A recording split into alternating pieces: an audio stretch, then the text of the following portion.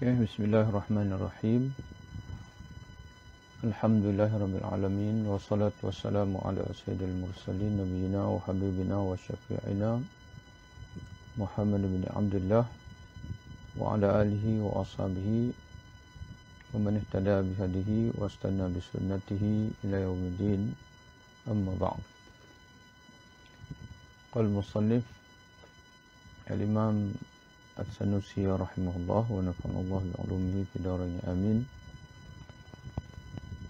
Wa yajma'u ma'ani hadhihi al-aqaid kulliha qawlu la ilaha illallah Muhammadun Rasulullah.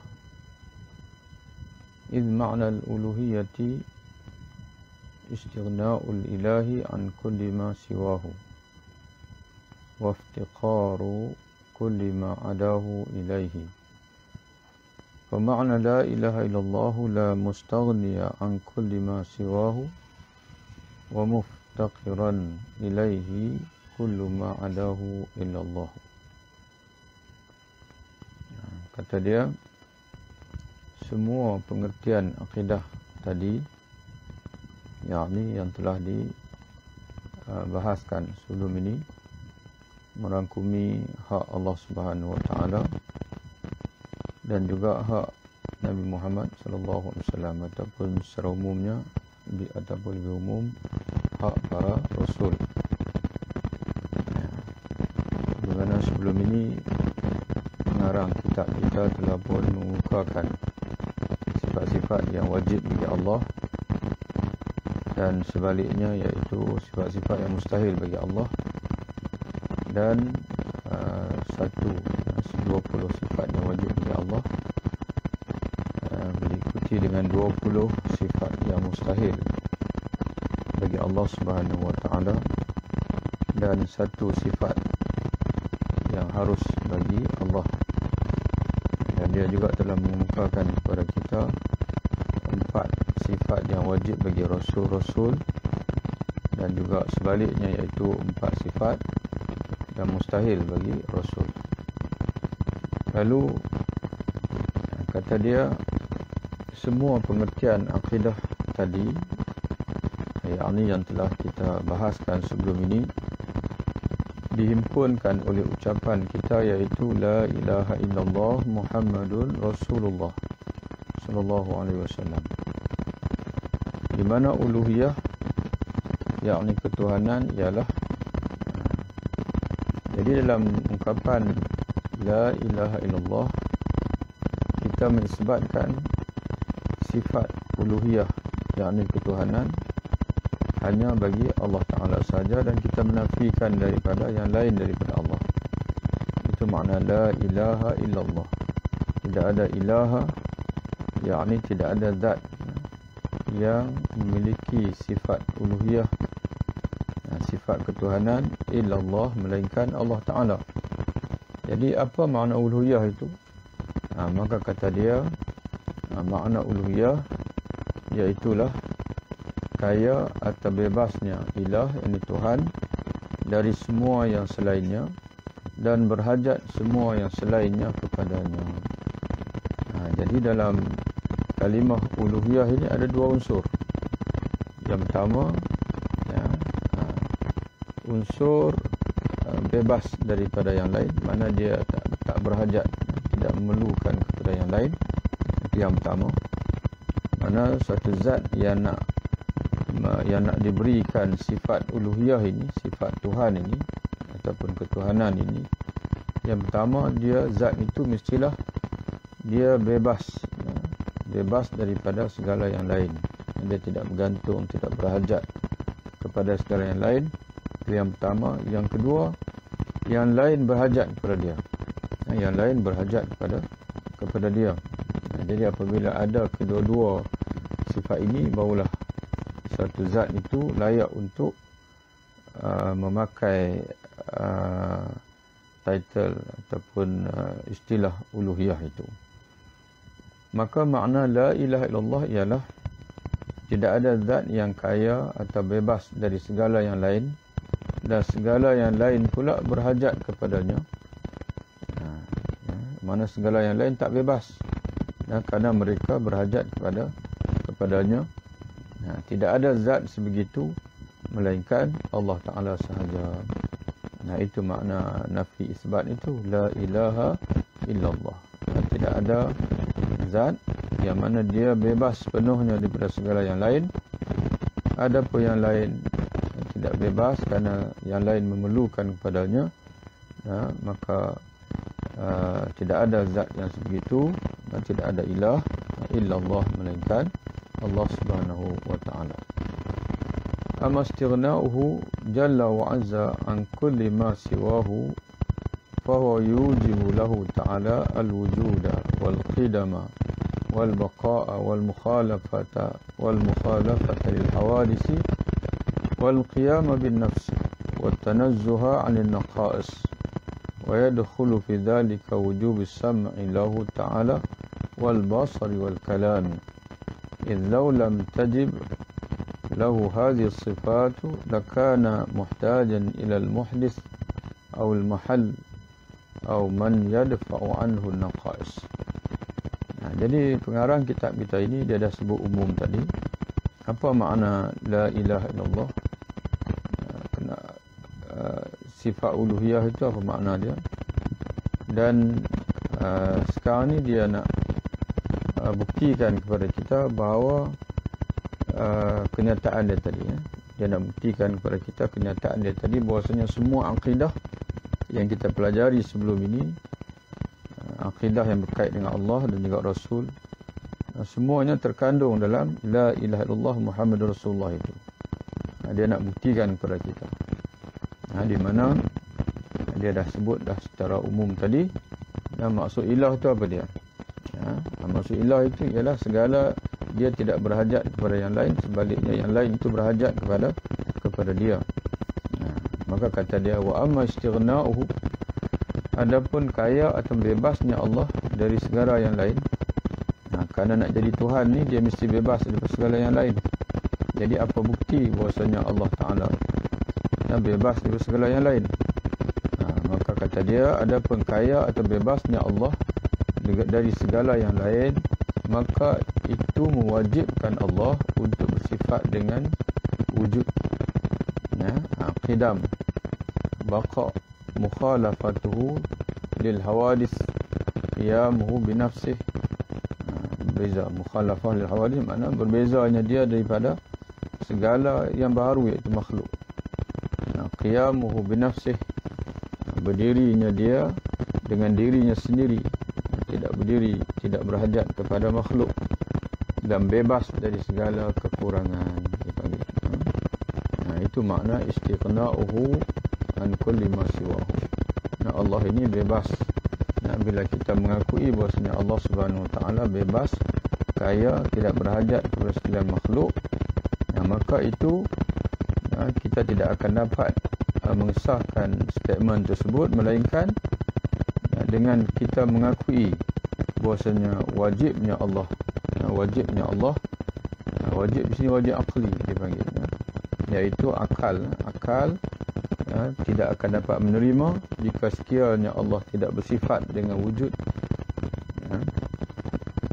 tidak bersifat dengan qidam, sedia ada, tidak bersifat dengan baqa. Sebagai contohnya, kalau Allah Ta'ala ini dia tidak bersifat dengan sedia ada, adanya alam ini menunjukkan adanya dia. Tapi kalau kita tidak mengisbatkan kewujudan Allah itu sedia ada, bermakna adanya alam ni adanya dia, tapi tiba-tiba dia itu tidak bersifat sedia ada, bermakna ada yang mengandalkan dia. Bila ada yang mengandalkan dia, menunjukkan bahawasanya dia tidak kaya, dia tidak bebas, dia memerlukan kepada yang mengandalkan dia. Maka dia tidak layak untuk jadi Tuhan, kerana Tuhan ini mestilah satu zat yang bebas, tidak berhajat kepada yang lain. Tiba-tiba dengan sebab kita menafikan daripada dia sifat qidam, maka kita sekaligus kita menyatakan bahwa dia berhajat kepada yang mengadakan dia, dan dia sudah tidak jadi Tuhan lagi. Mustahil lah. Mukhalafah lil hawadis, begitu juga wajib Allah itu bersifat dengan menyalahi segala yang baru. Kalau dia menyamai yang baru, makna dia adalah baru. Bila dia baru, dia memerlukan kepada yang mengadakan dia sebagaimana yang baru yang lain. Qiyamu binafsih, berdirinya dia pada dirinya sendiri, dengan diri dia sendiri. Dia tidak berhajat kepada tempat. Dia tidak berhajat kepada mujid yang mengadakan dia. Dan bebas dia dari segala kekurangan. Jadi kalau dia tidak bebas dari segala kekurangan, bermakna dia memerlukan kepada zat yang lain untuk menampung kekurangan dia. Maka dia tidak kaya lagi pada ketika itu. Dan tidak kaya makna dia tidak layak menjadi Tuhan. Jadi kaifa, bagaimana? Sedangkan dialah yang menjadikan alam ini. Dan dialah yang mana yang segala yang lain berhajat padanya.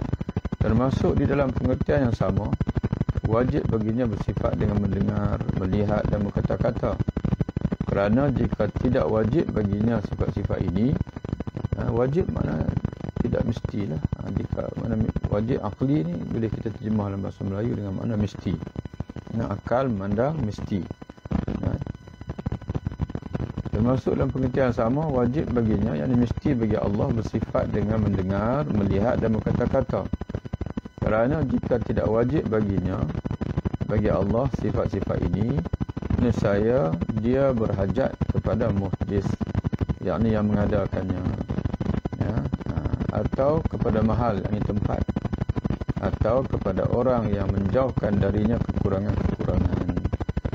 Jadi kalau kita tidak menyatakan Allah ini zat yang mesti bersifat dengan sedia ada, bermakna oleh kerana dia ada pada ketika ini dan adanya dia itu dibuktikan adanya alam ini, maka kalau kita tidak menyatakan dia mesti bersifat dengan sedia ada, bermakna dia bersifat baharu. Bila baharu, memerlukan kepada yang mengadakan. Kalau kita menyatakan bahasanya Allah Subhanahu Wa Taala ini dia tidak berdiri sendiri, dan sebaliknya dia berdiri pada tempat, berhajat kepada makhluk, bermakna kita menyatakan bahawasanya Allah Ta'ala ini memerlukan kepada mahal, memerlukan kepada tempat, sebab dia tidak boleh berdiri sendiri. Dan begitulah juga kalau kita menyatakan Tuhan ni yang tidak bersifat mendengar, melihat dan berkata-kata, maka mana dia itu zat yang kurang, zat yang ada kekurangan.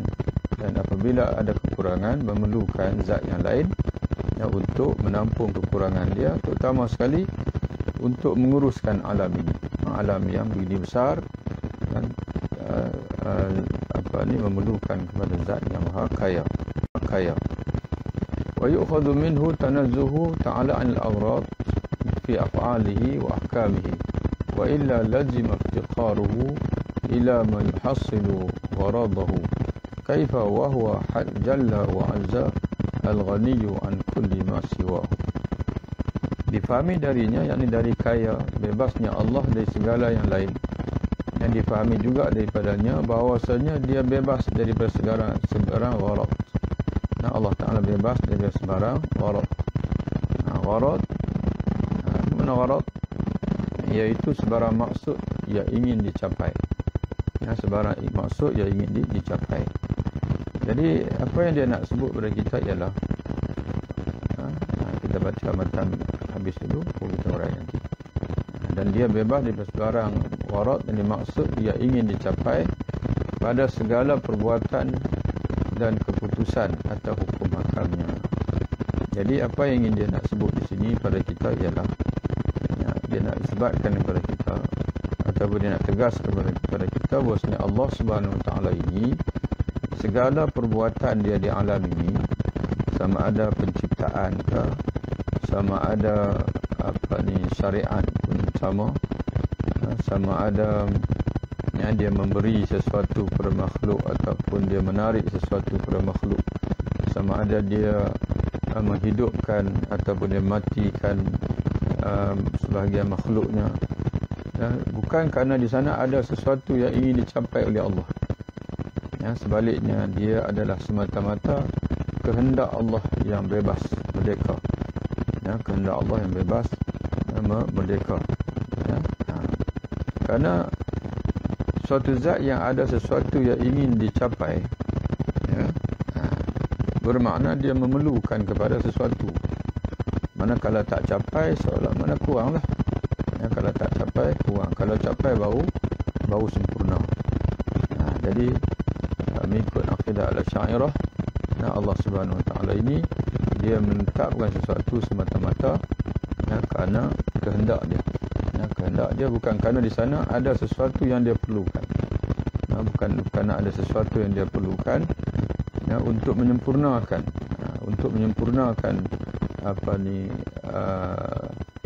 keagungan zat dia. Tidak, dia sedia ada.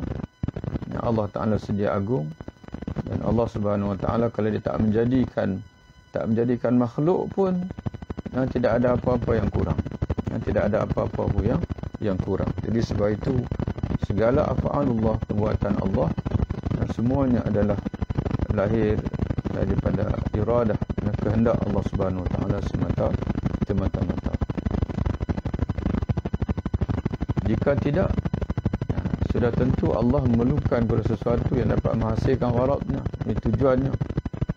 Bagaimana hendak diterima akal sedangkan Allah kaya atau bebas dari segala yang selainnya. Wa yu'khadhu minhu aidan annahu la yajibu alaihi ta'ala fi'lu syai'in minal mumkinat aqlan wala tarkuhu.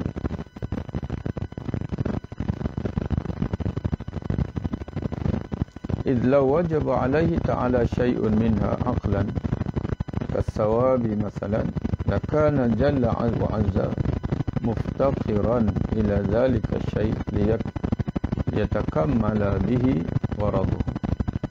Ini disebut tadi. Sebagaimana kita urai tadi, ngarang kita pun disebut. إذ لا يجب بحقه تعالى إلا ما هو كمال له كيف وهو جل وعز الغني كل ما سواه. Difahami darinya juga bahawa mengikut hukum akal tidak wajib yang tidak mesti atas Allah. Maknanya terpulang kepada Allah. Tidak wajib atas Allah melakukan sesuatu dari mumkinat. Mumkinat ini ialah makhluk lah. Boleh ada, boleh tiada, boleh kaya, boleh miskin. Boleh sihat, boleh sakit. Jadi mana mumkinat. Mumkinat ini adalah suatu perkara-perkara yang mana yang boleh ada, boleh tiada, dan tidak wajib, yang tidak mesti ada, dan tak mustahil kalau tidak ada. Itu makna mumkinat. Jadi lebih jelasnya mumkinat adalah makhluk. Jadi difahami darinya juga bahawa mengikut hukum akal tidak wajib dan tidak mesti atas Allah melakukan sesuatu dari mumkinat, yakni makhluk, dan meninggalkan dari melakukan yang mumkinat. Jadi maknanya tidak wajib bagi Allah untuk melakukan sesuatu dari mumkinat seperti menghidupkan atau meninggalkannya, yakni tidak menghidupkan. Begitu. Karena jika wajib atasnya sesuatu, seperti wajib atasnya memberi pahala kepada orang yang taat, sebagaimana dakwaan Mu'tazilah.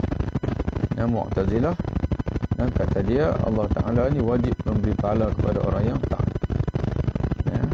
Tapi Ahlussunnah menyatakan bahawa memberi pahala kepada orang yang taat tidaklah wajib, dan tidak wajib atas Allah, tapi harus atas Allah Ta'ala. Harus saja. Di mana Allah SWT dia berhak untuk melakukan yang sebaliknya. Dan semua yang dia diberikan kepada kita itu adalah semata-mata keadilan dia dan juga kurniaan dia.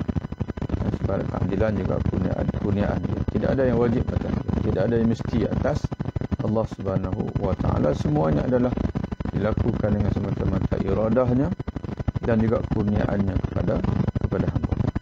Tapi Mu'tazilah dia beriktikad bahasanya Allah Ta'ala wajib mengutuskan Rasul kepada makhluk. Allah Ta'ala wajib memberi pahala kepada orang yang taat, dan Allah Ta'ala wajib menyiksa orang yang berdosa, melakukan engkar dan sebagainya. Ya, karena tidak wajib bagi Allah melainkan apa yang sempurna.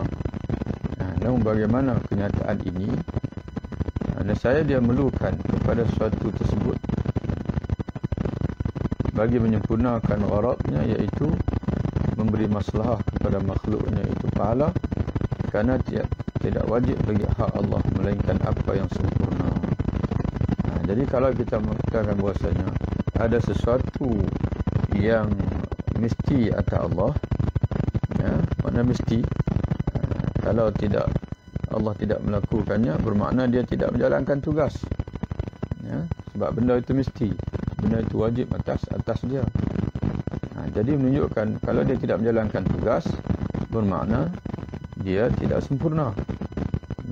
Dia memerlukan, kalau dari segi kita kata, kalaulah wajib atas Allah memberi pahala kepada makhluk, bermakna selagi Allah tidak memberi pahala, maka selagi itu Allah tidak menyempurnakan,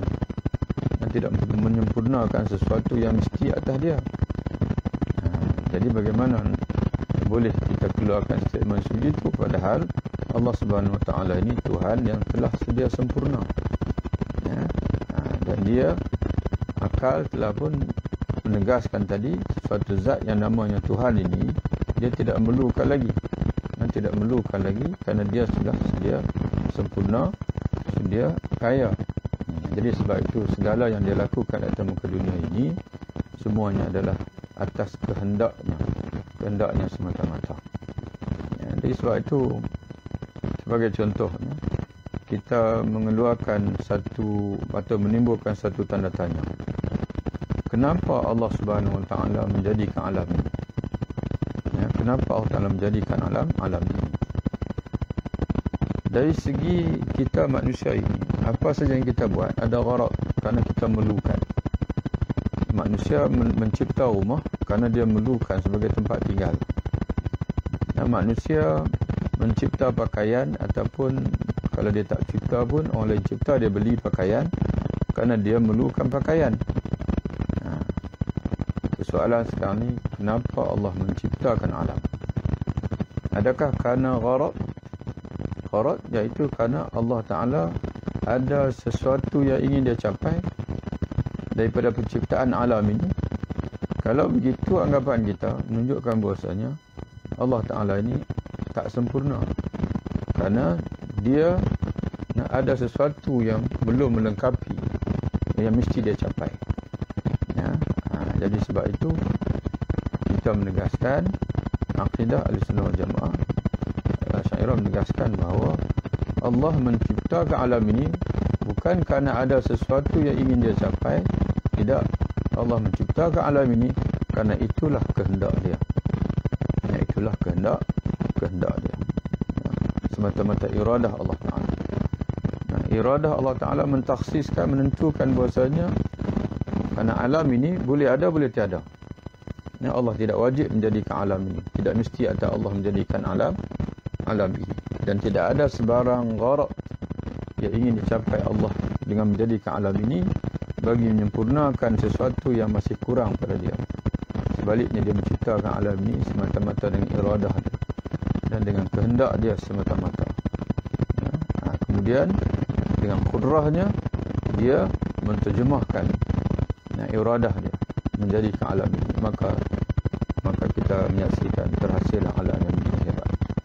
Dan tiba masanya Allah Subhanahu Wa Taala dipanggil dalam kehendak, dalam iradah Allah yang azali. Tiba masa alam ini dia mentakdirkan pula akan binasa, akan musnah. Iaitulah dia panggil bila berlakunya kiamat. Kenapa Allah Ta'ala musnahkan alam ini? Ada sesuatu yang ingin dicapai oleh Allah? Tidak. Allah tidak ada gharad. Itu semata-mata kerana iradah dia, kehendak dia yang maha sempurna. Dan kehendak Allah Ta'ala yang maha sempurna. Dan juga ada hikmah di sana. Ada hikmah yang ditentukan kebijaksanaan lah. Kerana Allah Subhanahu Wa Ta'ala ini, kehendak Allah Ta'ala ini dia datang daripada ilmu, ataupun termaktub ilmu. Dan zat yang berilmu ini adalah zat yang maha bijaksana. maha bijaksana. Jadi itulah tuan-tuan sekalian yang ingin disampaikan, mudah-mudahan itulah maksud yang disampaikan oleh penulis surah Allah. Wa amma iftiqaruhu kulli ma adahu ilaihi jalla wa azza fa huwa yujibu lahu ta'ala al-haya wa umum al-qudrati wal iradati wal ilm id law intafa shay'un minha lama amkana an yujada shay'un min al-hawadithi fala yaftaqiru ilaihi shay'un kaifa wa huwa alladhi yaftaqiru ilaihi kullu ma siwahu. Jadi tuan-tuan sekalian, bila kita mengaji akidah cara ilmu kalam ini, memanglah ada setengah orang dia akan bangkitkan satu persoalan. Kenapa kita perlu bersusah-susah memikirkan, berfikir, menggunakan akal kita untuk mengisbatkan kekuasaan Allah, kewujudan Allah? Bukankah senang kalau kita ambil ayat Quran, mana-mana ayat Quran, contoh macam afillahi syakkun fatiris samawati wal ard, apakah pada Allah Ta'ala itu masih lagi ada keraguan, sedangkan dialah pencipta sekalian langit dan bumi. Jadi tuan-tuan sekalian, itu kita bercakap atas realiti kita yang telah pun beriman kepada Allah. Alhamdulillah. Jadi sebab itu bagi orang yang dia nak mudah, dia ambil matan yang lain. Matan ada banyak lagi matan yang mudah. Matan yang mudah. Yang mana kalau kita tak mau berkerut dahi, dia panggil. Tak mau nak berkerut dahi, tak mau dipanggil nak mengaktifkan kekuatan minda yang ada dalam kepala kita ini, yang mana kalau tengok dari segi saintis sendiri pun dia menyatakan bahawa anugerah minda yang ada dalam otak kita ini adalah anugerah yang tidak ada nilainya, tidak ada tandingannya. Kalau manusia nak cipta komputer yang sama memori, kekuatan memori dengan otak kita ini, dia kena cipta komputer sebesar padang bola. Okey. Jadi terpulang pada kita lah. Kalau kita nak berfikir dengan cara simple, boleh, yang sekalian. Tapi kalau kita nak berfikir dengan cara agak dipanggil melatih akal kita, dan ini sangat diperlukan. Maka timbul pula soalan yang kedua. Kenapa kita perlu melatih akal kita berhujah? Kenapa? Yang pertama sekali, tuan-tuan sekalian, seruan daripada Al-Quran sendiri.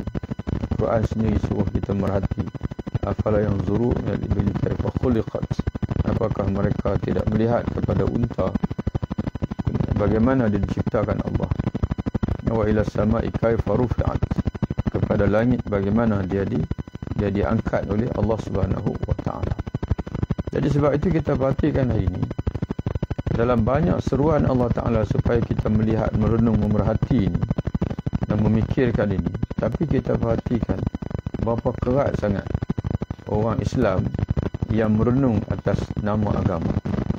Kebanyakan daripada kita matahari lah, bulan-bulan, bintang-bintang. Okey, kita tak merenung lagi. Kita tak merenung lagi. Yang merenung siapa?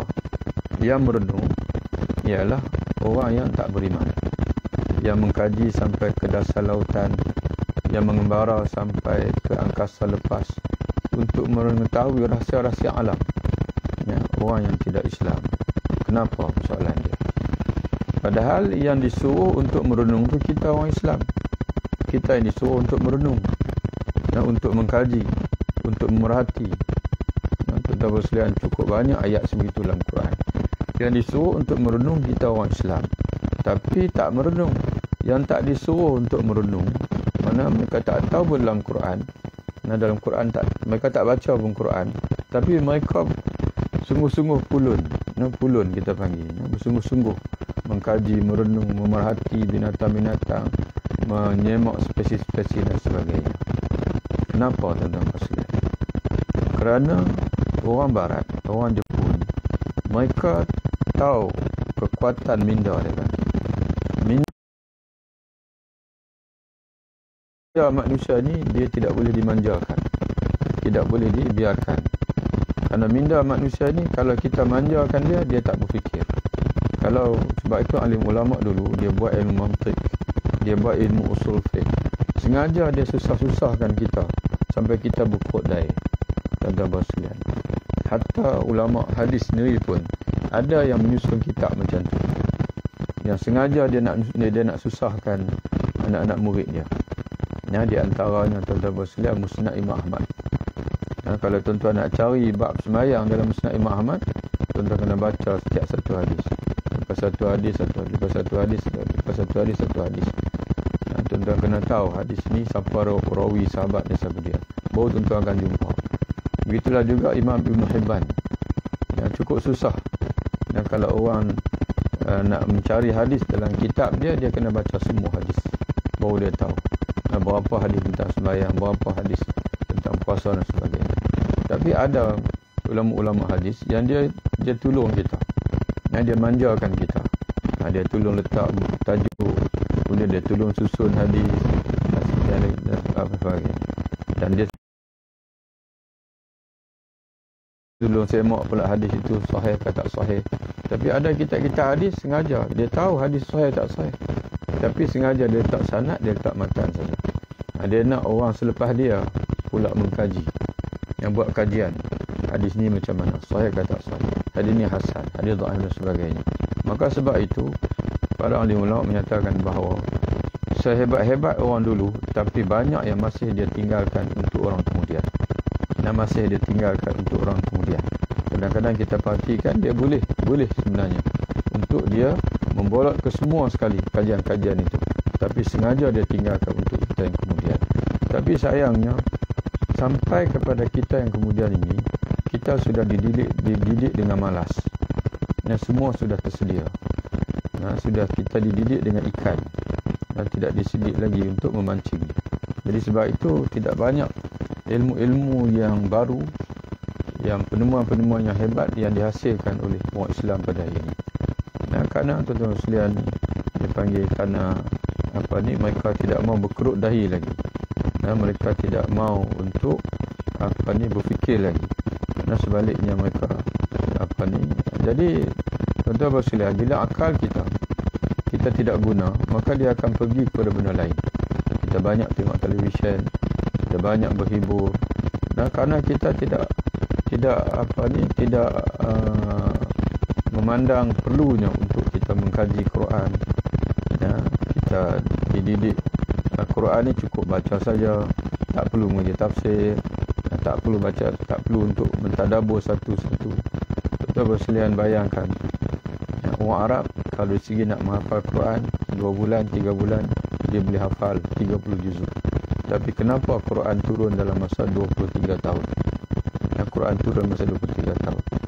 Iaitu proses yang lama diperlukan untuk memahami Quran, untuk mentadabbur Al-Quran, untuk melaksanakan Al-Quran Al-Karim.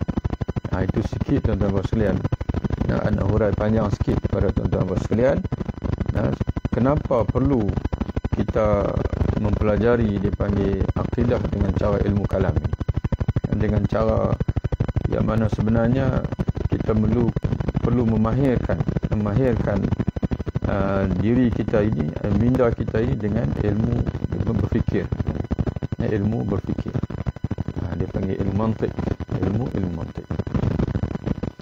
Adapun bahajatnya segala yang selainnya kepadanya. Karena dalam istilah ilah itu ada 2 bahagian tadi. Suatu zat yang nak menjadi ilah, nak menjadi Tuhan ini, ataupun nak diberikan sifat ketuhanan, yang pertama dia mesti bersifat tidak memerlukan kepada yang lain. Itu tidak ada huraian tadi. Yang kedua, yang lain itu berhajat kepada dia. Yang lain berhajat kepada dia. Dan ini tuan-tuan sekalian, kalau kita nak tengok dalam Quran, itulah makna as-samad. Qul huwallahu ahad, Allahus samad. Allah adalah as-samad. As-samad, kalau tuan-tuan dan puan sekalian tengok dalam tafsir, maknanya apa? Makna as-samad ialah satu zat yang ditujukan oleh sekalian makhluk. Mana sekalian makhluk mencari dia. Sekalian makhluk bergantung kepada dia. Sekalian makhluk berhajat kepada dia. Maka kata Imam As-Sanusi, adapun berhajatnya segala yang lain selainnya kepada dia, maka sifat itu mewajibkan Allah ataupun unsur itu yang mewajibkan Allah untuk bersifat dengan al-haya, hidup, dan juga sifat qudrah, berkuasa, iradah, mana berkehendak, dan ilmu yang umum yakni meliputi sekalian makhluknya. Mana ilmu yang umum, mana dia mengetahui, bukan ilmu yang khusus macam kita ni tuan-tuan sekalian. Ada ilmu, tapi ilmu dalam benda-benda yang tertentu saja. Tapi Allah SWT ini, oleh kerana semua yang lain berhajat kepada dia, maka selain daripada dia itu mesti bersifat hidup. Kalau tidak, macam mana yang lain berhajat kepada dia kalau dia sendiri pun tak hidup? Mesti bersifat berkuasa, berkehendak, dan juga ilmu yang meliputi sekalian makhluk.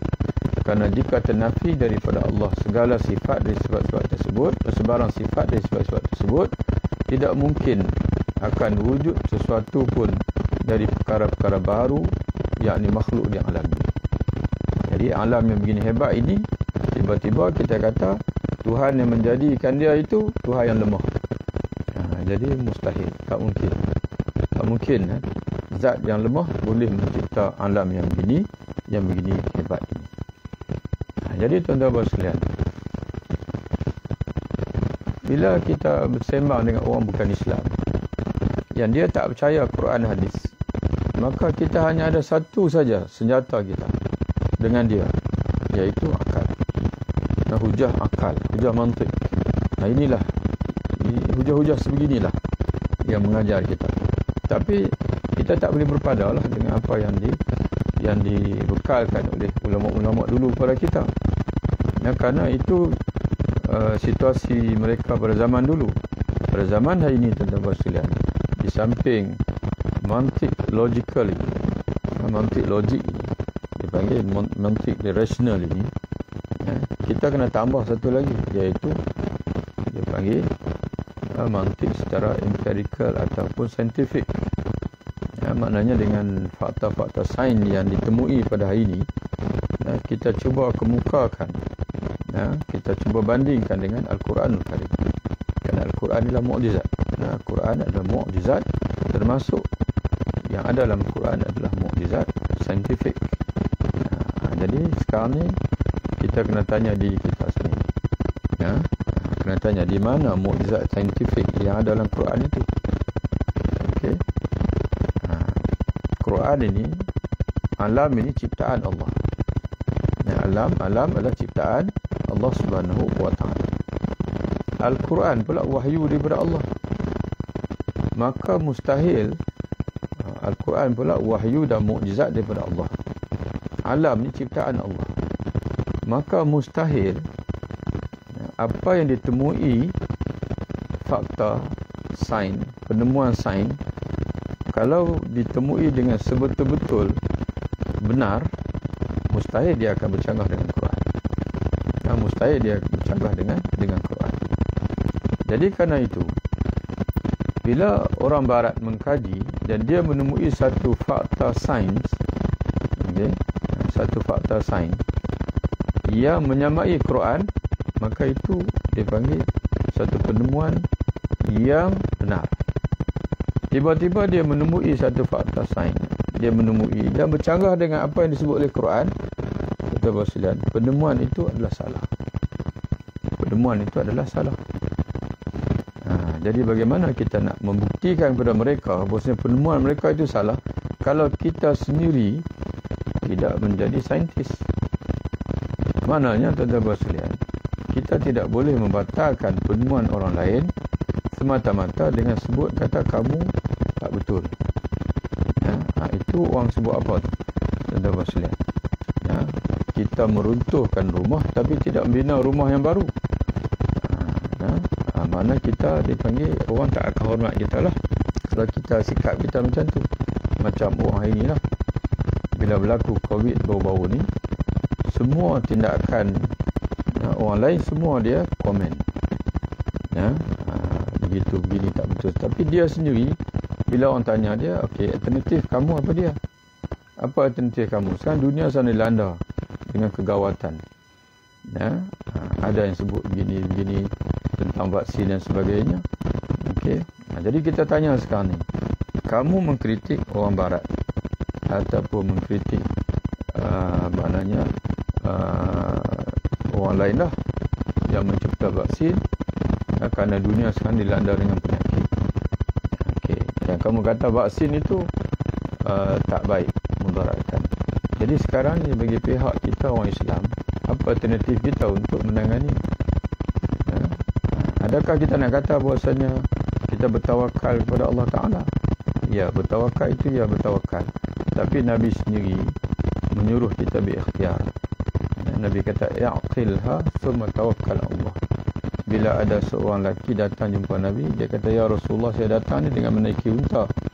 Perlukah saya menambat unta saya itu ataupun saya bertawakal saya kepada Allah?" Lalu Nabi kata, "Tidak, kamu pergi tambat unta kamu itu, setelah itu kamu bertawakal kepada Allah." Apatah lagi tuan-tuan sekalian, dalam bidang perubatan ini, Nabi sendiri menyebutkan bahawa ma'anzallahu, tidak Allah menurunkan penyakit, melainkan Allah menurunkan bersamanya ubat. Jadi setiap penyakit ni ada ubat. Sekarang ni semua dunia telah miktiraf. Para ulama pun telah mengeluarkan fatwa, memang COVID-19 ini memang penyakit yang melanda manusia. Dan sebab itu kita perlu bertindak sebagaimana yang Nabi suruh, firra minal mazum firaraka minal asad. Jauhi daripada orang yang penyakit kusta, sebagaimana larilah kamu daripada orang yang penyakit kusta, sebagaimana kamu lari daripada singa. Jangan lari pelan-pelan. Lari laju-laju, sambil laju sebagaimana kalau kita tersompak dengan singa. Itu pesanan Nabi bagi situasi jangkitan. Dah tahu dah orang tu ada penyakit berjangkit, jangan duk fikir seh lagi kat dia. Lari, kata Nabi, lari sebagaimana kamu lari daripada singa. Itu betapa praktikalnya Nabi SAW. Itu satu. Yang kedua, Nabi kata setiap penyakit ada ubat. Setiap penyakit ada ubat. Jadi kata alim ulama, ini satu isyarat daripada Nabi bahawasanya menjadi suatu kewajipan orang Islam, bila dunia ini dilanda dengan penyakit, dia kena cari penawar. Tapi berapa kerat daripada kita ini dia menyahut cabaran tersebut. Kalau ada pun lambat, sehingga dunia lain menemui terlebih dahulu, barulah kita dipanggil sibuk nak cari. Kerana kita sibuk bergaduh dulu. Orang Islam ni dalam apa keadaan sekalipun, bila berlaku isu, dia sibuk juga macam orang lain. Tapi dia sibuk salah menyalahkan dulu. Dia sibuk untuk tuding-menuding di antara satu sama lain terlebih dahulu. Bukan sibuk nak bekerja, bukan sibuk nak bertukus lumus, tidak. Itulah menjadi tabiat pada orang Islam pada hari ini. Kerana apa, tuan-tuan sekalian? Kerana mereka dah lari daripada manhaj yang sebenar, yang telah dipanggil, yang telah diasaskan oleh Nabi SAW, iaitu manhaju al-banna, manhaj membina dipanggil. Bukan manhaj dipanggil khilaf. Orang zaman kita pada ini, agama, dia mengaji agama dan dibina di atas dipanggil khilaf. Dia mengaji agama tu sebab nak tolak hujah orang lain. Mana dia mengaji itu macam mana nak tolak hujah orang. Bukan dia mengaji itu macam mana dia nak bina akidah, nak mantapkan akidah. Jadi sebab itu tuan-tuan sekalian, kita kena ubah. Kena ubah. Dan inilah dipanggil manhaj yang ingin dikenalkan kepada kita oleh ulama-ulama al-Asy'ariyah, iaitu melatih kita untuk memahami bila apa-apa saja yang kita yakin, kita percaya, kita mampu untuk berhujah dengan siapa saja yang datang untuk berhujah dengan kita. Kita mampu untuk meneguhkan akidah Islam. Datanglah kamu nak berhujah dengan saya. Dari segi adanya Tuhan yang menciptakan alam ini, dari segi Tuhan ini, sifat dia macam mana, bagaimana seharusnya Tuhan itu, bukan sebagaimana yang kamu gambarkan bahawa Tuhan itu ada anak, bukan sebagaimana yang kamu gambarkan bahwasanya Tuhan ini boleh dijelmakan, dalam bentuk lembaga, dalam bentuk berhala dan sebagainya. Bukan yang sebagaimana kamu gambarkan, bahwasanya Tuhan ini memerlukan perantara, dan kita tidak boleh memohon sendiri kepada dia, mesti memohon kepada perantara, dan perantara itulah yang menyampaikan hajat kita kepada dia. Bukan sebagaimana kamu gambarkan. Tapi Tuhan ini dia mesti sempurna. Dia tak berhajat kepada siapa-siapa, sebaliknya yang lain itu berhajat kepada dia. Maka sudah tentu orang itu akan tanya kita, apa hujah kamu kata macam tu? Kita pun nak baca ayat Quran. Bila kita nak baca ayat Quran, dia kata saya tak percaya Quran, saya bukan orang Islam. Maka pada ketika itu kita perlu berhujah dengan dia menggunakan hujah akli. Kalau dia saintis, kita kena bangkitkan teori yang dia sendiri faham, teori dia sendiri yakin, teori graviti, teori zarah dia panggil, teori dia panggil apa saja teori lah. Daripada teori itu kita boleh bangkitkan kesedaran dia untuk berfikir, Jadi sebab itu tuan-tuan sekalian, dalam Quran sendiri pun Allah Ta'ala menegaskan yang akan menang dalam mana-mana zaman, dalam mana-mana situasi, yang akan dipanggil orang lain akan mendongak untuk beri perhatian kepada dia kalau dia orang berilmu. Yarfa'illahu alladhina amanu minkum walladhina utul ilma darajat. Allah akan mengangkat, akan senantiasa mengangkat orang-orang yang beriman di kalangan kamu dan orang yang dikurniakan ilmu dengan darajat. Itu tuan-tuan, kita bagi sikit maknanya suatu kefahaman kepada diri kita lah. Kenapa kita perlu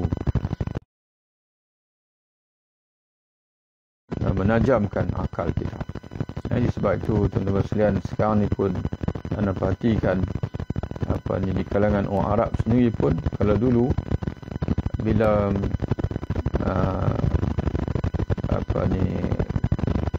dunia ini agak kelihatan dibanjiri oleh fahaman salafiyah. Fahaman salafiyah ini adalah fahaman yang menolak mantik. Satu ketika dahulu, mereka menolak ilmu kalam, mereka menolak mantik, dan mereka mempermainkan cara pengajian sifat 20 dan menggunakan hujah akal, jaizul wujud, dipanggil wajib pada akal, mustahil pada akal, harus pada akal. Tapi hari ini tuan-tuan sekalian, banyak juga terlibat dengan beberapa dipanggil channel pengajian, forum pengajian dan sebagainya. Generasi muda salafiyah sendiri, mereka sendiri sudah menyedari ada ruang kosong di sana, ada kekosongan yang mereka perlu isi, iaitu kemahiran berfikir. Sebab itu tuan-tuan sekalian, generasi muda salafiyah sendiri, mereka sekarang ni berlumba-lumba untuk mempelajari ilmu mantik. Ada satu kitab itu Sulam Al-Munawrah, kalau tak silapnya, lebih kurang nama begitulah, yang dipelajari dengan sungguh-sungguh oleh pemuda-pemuda generasi muda salafiyah, kerana mereka merasakan perlu untuk berhujah. Kerana ramai di kalangan mereka, kalau dulu orang Arab, mereka duduk di tanah Arab, macam kita di Malaysia lah, tak perlu sangat nak berhujah. Tapi bila ramai sekarang ni yang duduk di Eropah, ketika mana mereka nak menjalankan dakwah kepada orang barat, yang pertama mereka perlu bahasa Inggeris. Sebab itu mereka pulun, mereka berusaha belajar bahasa Inggeris sekarang. Yang keduanya, mereka tak boleh berhujah dengan ayat Quran. Mereka perlu berhujah dengan logik akal, rasional, ataupun dengan saintifik dan sebagainya. Maka sebab itu mereka mengaji mantik. Mereka mula mengaji mantik sekarang. Jadi tuan-tuan dan puan sekalian, sebab itu apa saja ilmu yang ditinggalkan oleh generasi silam kita, jangan cepat-cepat kita nak kritik, jangan cepat-cepat kita nak memutuskan tak perlu, dengan semata-mata kerana pendek akal kita. Kerana tiba masa kita akan tahu betapa perlunya, betapa perlunya untuk ilmu yang ditinggalkan oleh generasi kita yang terdahulu. Jadi namun bagaimana jika ini hendak diterima akal, sedangkan dia adalah zat yang diperlukan oleh segala sesuatu selainnya. Maka sebab itu zat yang diperlukan oleh segala sesuatu selainnya, maka zat tersebut perlu ataupun mesti bersifat dengan segala sifat kesempurnaan, yang di antaranya dia adalah zat yang mesti maha hidup, maha berkuasa, maha berkehendak, mana kehendaknya itu kehendak yang tidak dapat diatasi oleh mana-mana kehendak yang lain, dan juga maha berilmu, yang mana ilmunya itu meliputi segala dipanggil wujudan yang ada di alam ini. Dan demikianlah tuan-tuan dan sekalian untuk kita pada hari ini, dan insya-Allah kita sambung sikit. Dan hari ini kita menguraikan agak panjang sikit keperluan kepada dipanggil hujah-hujah akal, keperluan kepada sebenarnya keperluan berilmu mantik itu sendiri, walaupun agak berat. Memang mantik ini satu ilmu yang memerlukan, kalau tuan-tuan dan puan nak mengaji, perlu bersedia untuk berfikir, perlu bersedia untuk berfikir, untuk mengasah pemikiran. Itu dia panggil ilmu mantik. Tapi tuan-tuan sekalian, bila tuan-tuan mengaji ilmu mantik ini dan tuan-tuan kaitkan dengan hujah-hujah ketuhanan ini, maka dia akan menjadi menarik. Kalau yang tua, dia akan rasa, ustaz, rasa-rasa ni macam nak balik muda. Yang mana saya, kalau boleh saya nak minta muda balik, kerana nak jadi pendakwah, dan saya nak ajak ramai dipanggil orang Cina, orang India, orang asli, manusia digunakan dengan pemikiran. Tapi kenapa mereka tak masuk Islam? Kerana mereka tidak diajar. Tidak ada orang yang menjentik pemikiran mereka, meyakinkan mereka dengan dipanggil kemampuan rasional, dengan Allah Ta'ala sediakan itu fitrah. Allah Ta'ala sediakan dalam diri setiap manusia ini kemampuan ataupun kebolehan untuk berfikir dengan secara logik, dan melalui itulah manusia itu menjadi orang yang berakal. Dan bila menjadi orang yang berakal, dia mukallaf. Bila dia mukallaf, dia wajib beriman. Kalau dia tak beriman, dia akan disiksa oleh Allah Ta'ala di akhirat nanti. Tapi apakan daya, orang-orang yang tidak Islam di Malaysia ini, dia hidup dengan orang-orang Islam yang tidak berminat dengan dakwah, yang tidak pernah mengajak, tidak pernah, kita tak pernah buka mulut pun untuk mengajak mereka mengenal Tuhan yang sebenarnya, Allah Ta'ala. Jadi kenapa kita jadi begitu? Kenapa kita tidak minat untuk berdakwah, tidak ada semangat untuk mengajak orang lain? Kerana kita tidak pernah diajar. Kita tidak pernah diajar. Akidah kita diajar, akidah defend, akidah untuk bertahankan diri, bukan akidah untuk dipanggil menyampaikan konten akidah itu kepada orang lain.